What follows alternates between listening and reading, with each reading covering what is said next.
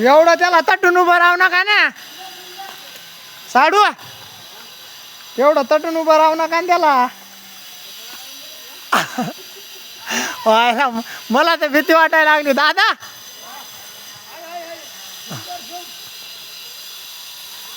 बघा किती उंच आहे. हे प्लास्टरसाठी बांधकाम चालू आहे.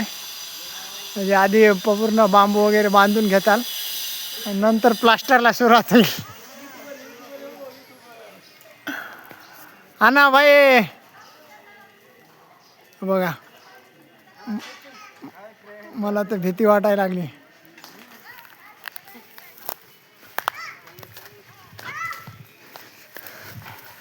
आणि इथंच वरून इथंच विहीर पण आहे. विहिरीला पाणी बघा कसं आहे, खळखळाट.